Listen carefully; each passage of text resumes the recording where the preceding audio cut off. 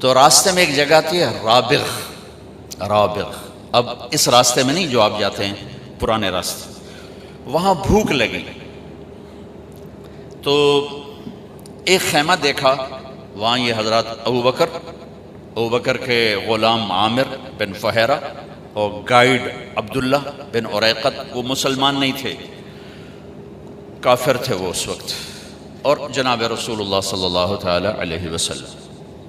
تو وہاں ایک بڑھیا بیٹھی تھی خیمے میں، کہا ماں جی کچھ کھانے کو ملے گا؟ میں نے کہا بیٹا قحط کا زمانہ ہے، کچھ بھی نہیں۔ تو ایک بالکل مریل بکری کھڑی ہوئی تھی، تو آپ نے کہا میں اس کا دودھ نکالوں؟ انہوں نے کہا پتر ہے تو ماس ہی کوئی نہیں تو دودھ کتوں کرنا ہے؟ آپ نے کہا ماں جی اجازت دے دو، اگلا کام میرا ہے۔ کہا ٹھیک ہے۔ تو جو کہ ایک انہونی ہو رہی تھی نا، تو آپ کو بڑے غور سے دیکھتی رہی، تو آپ نے وہ اس کو کھینچا اور اس کو جو تھنوں کو ہاتھ لگایا تو ایسے لٹک کے نیچے آ گئے، دودھ سے بھر گئے۔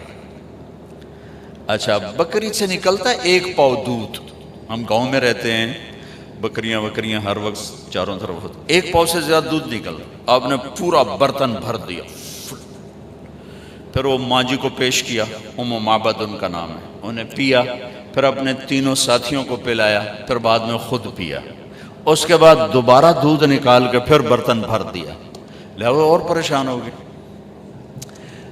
بکری کی عمر ہوتی ہے 7 سال، 7، اس کے بعد وہ خود مر جاتی ہے 7 سال عام طور پر۔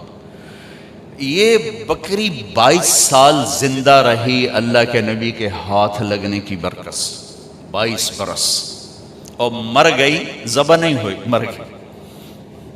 حضرت عثمان کے زمانے میں جا کے مر گئی کھڑے کھڑے۔ شام کو جب اس کا خامد آیا تو اس نے دیکھا برتن میں دودھ، کہنے لگا یہ دودھ کہاں سے؟ انہیں کہا یہ بکری سے۔ کہا تیرا دماغ خراب ہے، اتھو کتھو نکل ہے؟ وہ دے ماں سے دے اتے کوئی نہیں، دودھ کتھو آ گیا؟ اسی سے ایک برکت والا نوجوان آیا تھا، کوئی اس کے ہاتھوں میں ہی برکت تھی۔ تو کہنے لگا کیسا تھا ذرا بتاؤ؟ تو اس نے ہمارے نبی کا حلیہ بیان کیا۔ انہوں نے کہا رأیت رجلا ظاہر الوضاء ابلج الوجه حسن الخلق لم تعبه ثجلة لم تزر به سعلة أزج أقرا وصيم قصيم في عينيه دعج في صوته صحل في لحيته كثافة في عنقه سطع إن تكلم علاه البهاء وإن سكت علاه الوقار فهو أندر الثلاثة۔ سبحان اللہ، کیا خوبصورت اس نے ہمارے نبی کو ایسے ہمارے سامنے کھڑا کر دیا۔ وہ کہنے لگی میں نے ایک نوجوان دیکھا، مجھے یوں لگا جیسے 14ویں کا چاند کپڑے پہن کے زمین پہ اتر آیا ہو، مجھے تو ایسا لگا جیسے 14ویں کا چاند خود ہی اتر آیا ہو کپڑے پہن گیا، چمکتا چہرہ، خوبصورت جسم، پیٹ بڑھا ہوا نہیں، سر کے بال اڑے ہوئے نہیں، یعنی گنجے نہیں، سر سے لے کر پاؤں تک چمکتا ہوا جسم، جدھر سے دیکھتی تھی حسین نظر آتے تھے، قسیم، جتنا دیکھتی تھی دیکھنے کا شوق بڑھتا تھا، وسیم۔ دنیا میں خوبصورت تو ہر دور میں آتے رہیں گے، وسیم اور قسیم دنیا میں ایک آیا، نہ پہلے نہ بعد۔ یوسف علیہ السلام دنیا کے سب سے حسین تھے، لیکن وسیم اور قسیم صرف ایک ہستی ہیں، ایک ہستی، وہ ہمارے نبی ہیں۔ کہ وسیم اسے کہتے ہیں جس کو جتنا دیکھا جائے اتنا دیکھنے کا شوق بڑھے، آنکھ نہ بھرے، آنکھ نہ بھرے۔ اب ایک دفعہ دیکھتے ہیں زیادہ شوق ہوتا ہے، دوسری دفعہ اس سے کم، تیسری دفعہ اس سے کم، آخر میں آپ کہتے ہیں یار ویکھو یا چھڈو پرا، ویکھو یا چھڈو پرا۔ وسیم اسے کہتے ہیں جس کو زندگی بھر دیکھو آنکھ نہ بھرے، اسے کہتے ہیں وسیم۔ اور قسیم اسے کہتے ہیں کہ جس کو جدھر سے دیکھو ہر طرف سے حسن کے جلوے ہوں، اسے کہتے ہیں قسیم۔